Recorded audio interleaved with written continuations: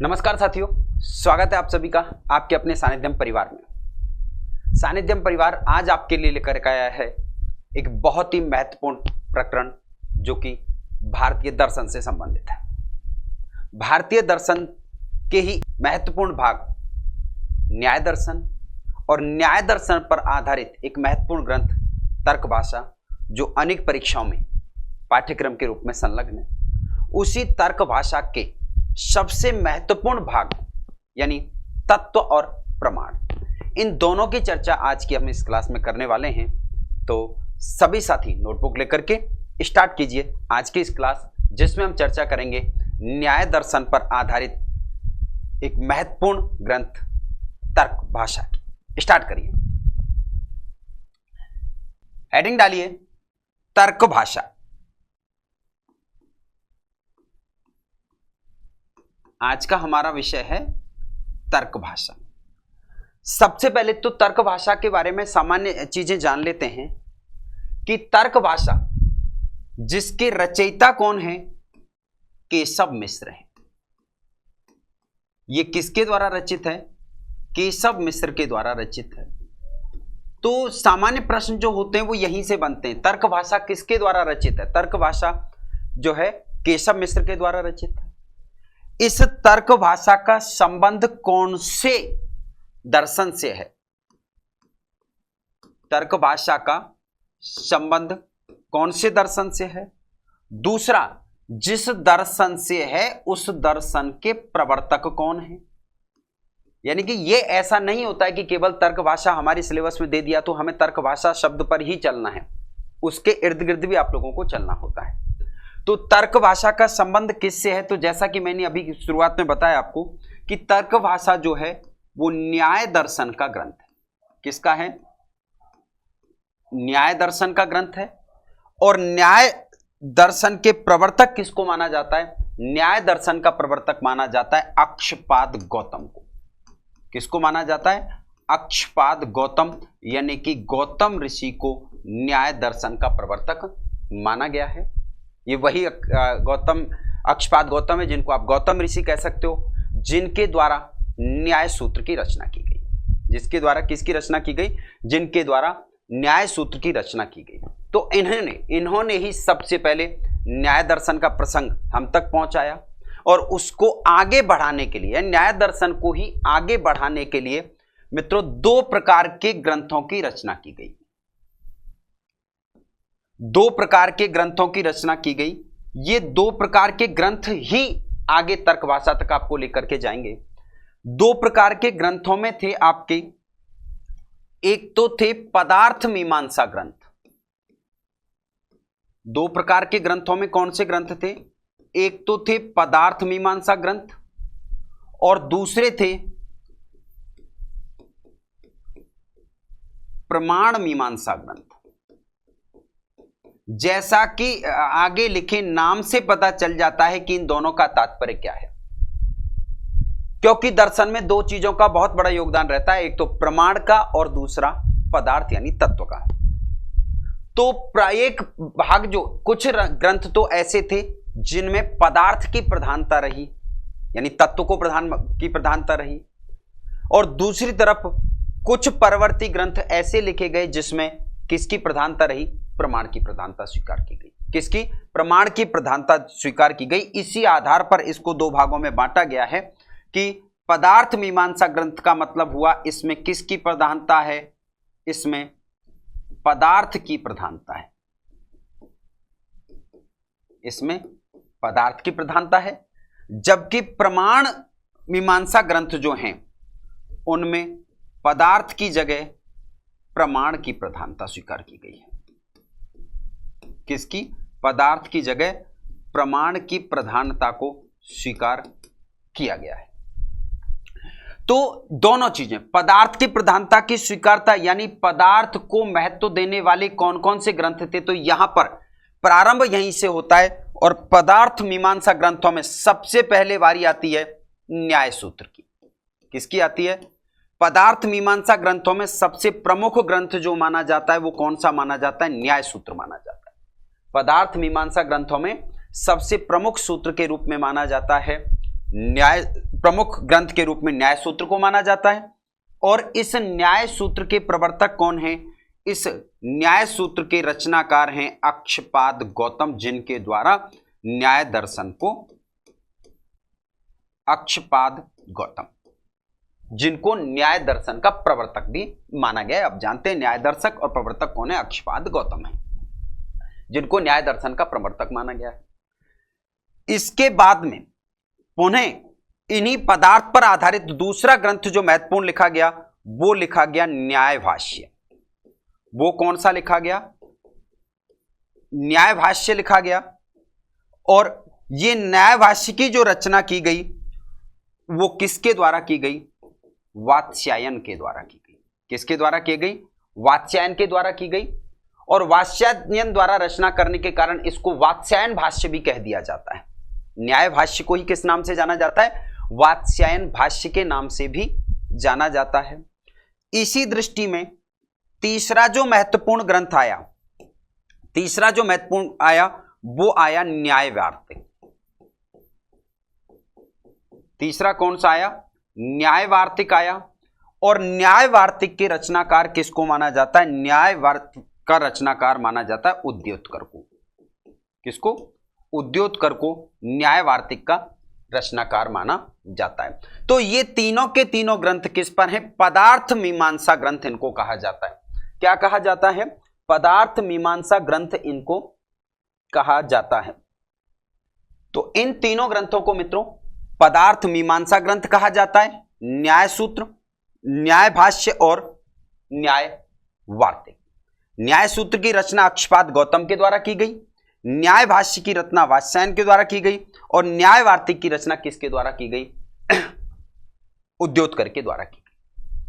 अब इधर प्रमाण मीमांसा ग्रंथों की बारी आए तो इनमें जहां इन ग्रंथों में पदार्थ की प्रधानता है, वहीं पर एक नई दिशा दी गई न्याय दर्शन को, और नई दिशा दी गई तो वहां पर प्रमाण की प्रधानता हो गई।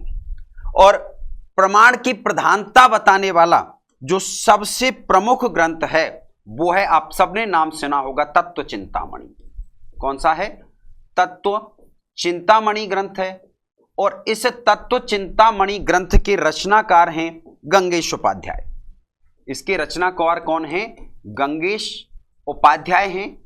और मित्रों इनके बारे में सबसे महत्वपूर्ण तथ्य यह हो जाता है कि इनको नव्य न्याय का प्रवर्तक माना जाता है। यानी इन्होंने एक न्याय दर्शन में नया मार्ग अपनाया, और इसीलिए गंगेश उपाध्याय को क्या कहा जाता है? बहुत महत्वपूर्ण है, आप लोग उम्मीद करता हूं याद रखेंगे। नव्य न्याय का प्रवर्तक, नव्य न्याय का प्रवर्तक माना जाता है किसको? गंगेश उपाध्याय। ये ध्यान रखना, न्याय दर्शन का प्रवर्तक कौन है? अक्षपाद गौतम है, लेकिन नव्य न्याय के प्रवर्तक कौन है? गंगेश उपाध्याय को माना जाता है, जिनके द्वारा कौन सा ग्रंथ लिखा गया? तत्व चिंतामणि लिखा गया। जिनके द्वारा किसकी रचना की गई? तत्व चिंतामणि की रचना की गई। और इसके बाद में इसी पर आधारित एक अन्य ग्रंथ लिखा गया जो बेहद महत्वपूर्ण है, जिसको हम किसके नाम से जानते हैं? तर्क भाषा के नाम से जानते हैं। किसके नाम से जानते हैं? तर्क भाषा के नाम से जानते हैं। और तर्क भाषा के रचयिता कौन है? केशव मिश्र है। तर्क भाषा के रचयिता कौन है? तर्क भाषा के रचयिता हैं केशव मिश्र। तो दोनों ही चीजें, अब आपको यहां पर कई प्रश्नों के जवाब मिल जाएंगे एक ही जगह पर। मैं एक बार दोहरान करा देता हूं कि सबसे पहली बात, तर्क भाषा के रचयिता कौन? केशव मिश्र। तर्क भाषा का संबंध कौन से दर्शन से है? न्याय दर्शन से है। न्याय दर्शन के प्रवर्तक कौन है? अक्षपाद गौतम, जिनको आप गौतम ऋषि कह सकते हो। न्याय दर्शन में कितने प्रकार के ग्रंथ लिखे गए? तो न्याय दर्शन में 2 प्रकार के ग्रंथ लिखे गए। किसने? 2 प्रकार के ग्रंथ यहां पर लिखे गए। 2 प्रकार के ग्रंथों का आधार क्या था? तो 2 प्रकार के ग्रंथों का आधार था पदार्थ और प्रमाण। पदार्थ मीमांसा ग्रंथों में सबसे प्रमुख ग्रंथ स्वयं अक्षपाद गौतम यानी गौतम ऋषि के द्वारा लिखा गया न्याय सूत्र। इसी पर आधारित अगला ग्रंथ लिखा गया न्याय भाष्य, जो वात्स्यायन के द्वारा लिखा गया। और इसी पदार्थ मीमांसा पर आधारित अगला ग्रंथ लिखा गया न्याय वार्तिक, जो उद्योतकर के द्वारा लिखा गया। लेकिन उसके बाद आते हैं कौन? गंगेश उपाध्याय, जो कि न्याय दर्शन को एक नई दिशा देते हैं और एक नया मार्ग अपनाते हैं प्रमाण मीमांसा का। और इन्होंने यहां पर फिर पदार्थ की अपेक्षा किसकी प्रधानता बताई? प्रमाण की प्रधानता स्वीकार की। और इनके द्वारा सबसे महत्वपूर्ण ग्रंथ लिखा गया कौन सा? तत्व चिंतामणि। बहुत पूछा जाता है परीक्षा में। तत्व चिंतामणि जो गंगेश उपाध्याय के द्वारा लिखा गया, और इन्हीं गंगेश उपाध्याय को नव्य न्याय का प्रवर्तक भी कहा जाता है। नव्य न्याय का प्रवर्तक कहा जाता है। पुनः इसके बाद में केशव मिश्र आए, जिन्होंने किसकी रचना की? तर्क भाषा की रचना की। किसकी? तर्क भाषा की रचना की। तो ये तो प्रारंभिक भूमिका है। अब इसके आगे बात करेंगे किसकी? तत्व और प्रमाण की, क्योंकि इधर पदार्थ आ गए और इधर प्रमाण आ गया। तो दोनों की बात करने वाले कि आखिर न्याय दर्शन यानी कि न्याय दर्शन पर आधारित तर्क भाषा में कितने तत्व पदार्थों को स्वीकार किया गया है और कितने प्रमाणों को स्वीकार किया गया है। एक बार सभी साथी नोट कर लीजिए। आइए अब बात करते हैं तर्क भाषा में दो महत्वपूर्ण चीजें।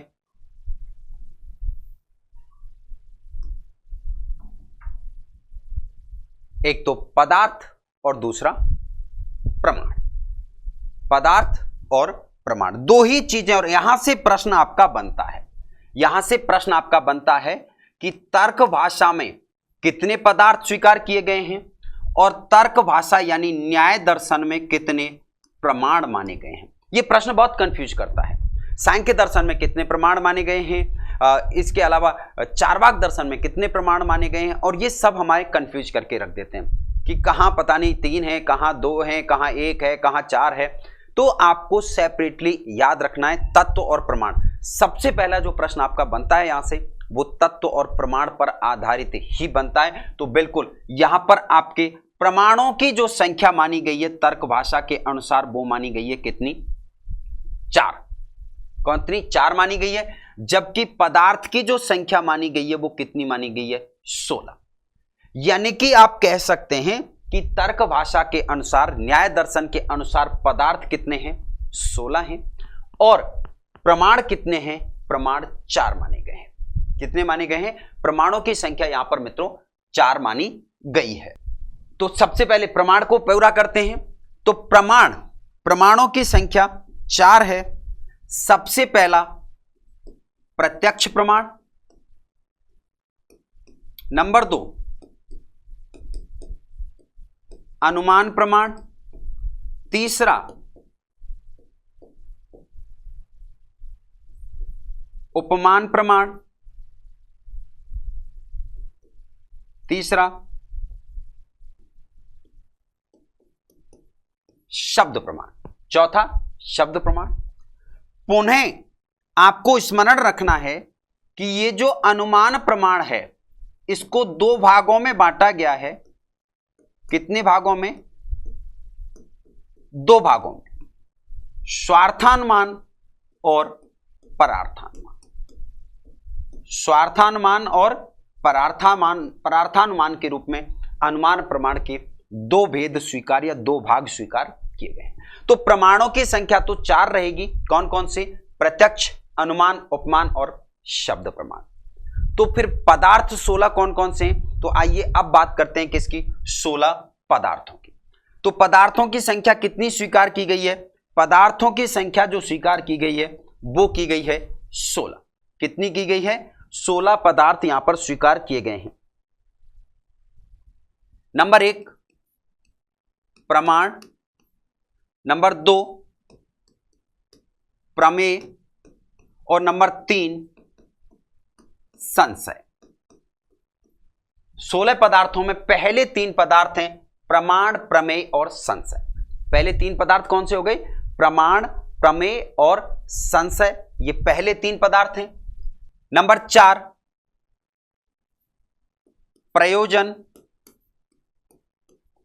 प्रयोजन, नंबर 5 दृष्टांत और नंबर 6 सिद्धांत। छठवां प्रमाण कौन सा तत्व या पदार्थ कौन सा माना गया? सिद्धांत। तो पहले एक बार दोहरान कीजिए, पहले 6 पदार्थों का, तत्वों का प्रमाण, प्रमेय, संशय, प्रयोजन, दृष्टांत और सिद्धांत। प्रयोजन, दृष्टांत और सिद्धांत।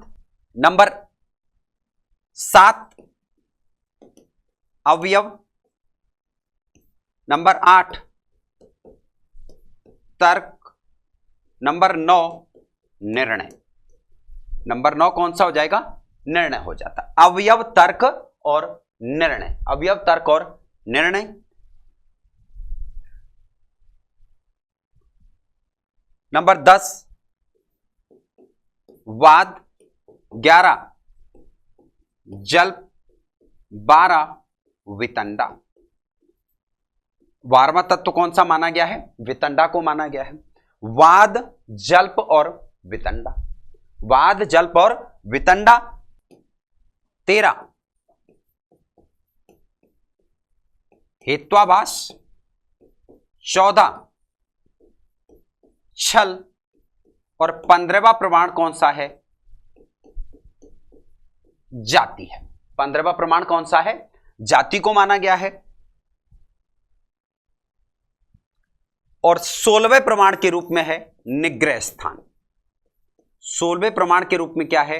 निग्रह स्थान को मान। 16वें पदार्थ के रूप में, सॉरी प्रमाण नहीं, पदार्थ के रूप में किसको माना गया है? निग्रह स्थान को माना गया। तो इस तरीके से ये आपके कितने पदार्थ हो गए? 16 पदार्थ हैं जो तर्कभाषा के अनुसार स्वीकार किए गए हैं। साथ के साथ में 4 प्रमाण हैं जो किसके अनुसार? तर्कभाषा यानी न्याय दर्शन के अनुसार स्वीकार किए गए हैं। प्राथमिक दृष्टि से आपको ये तथ्य पूरी तरीके से याद होने चाहिए, क्योंकि पहला जो प्रश्न होता है वो यहीं से बनता है। तर्क भाषा के रचयिताकार कौन है? तर्क भाषा में तत्व कितने स्वीकार किए गए हैं? तर्क भाषा में प्रमाण कितने स्वीकार किए गए हैं? तर्क भाषा के प्रमुख ग्रंथ कौन से हैं? तर्क भाषा का संबंध कौन से दर्शन से है? न्याय दर्शन से है तो न्याय दर्शन के प्रवर्तक कौन हैं? फिर तर्क भाषा, क्योंकि ये नव्य न्याय का जो ग्रंथ है, तो फिर नव्य न्याय के प्रवर्तक कौन है? और नव्य न्याय के प्रवर्तक गंगेश उपाध्याय द्वारा लिखित कौन सा ग्रंथ है? तो ये सभी प्रश्न जो हैं वो बेहद महत्वपूर्ण होते हैं। तो किसी भी विषय की गहराई में जाने से पहले आवश्यकता होती है कि उसके सतही ज्ञान को पूरी तरीके से तैयार कर लिया जाए। तो आज की क्लास में बस इतना ही। इसी तरीके की छोटी छोटी और महत्वपूर्ण जानकारी के लिए जुड़े रहिए संस्कृत सानिध्यम YouTube चैनल पर हमारे साथ। बहुत बहुत धन्यवाद।